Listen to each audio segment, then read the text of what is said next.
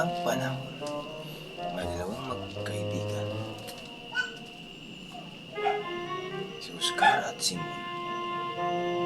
Si Oscar naman, isang pilam, at doon nakatira sa Cebu City.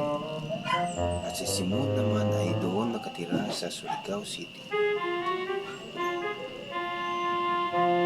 At kasi matagal na panahon na hindi sila nagkita, si Simon at Oscar.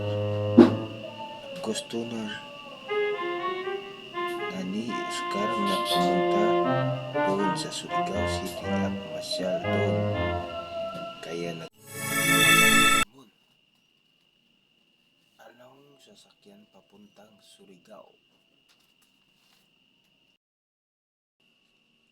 Kaya sumagot si Simon na hindi raw niya alam.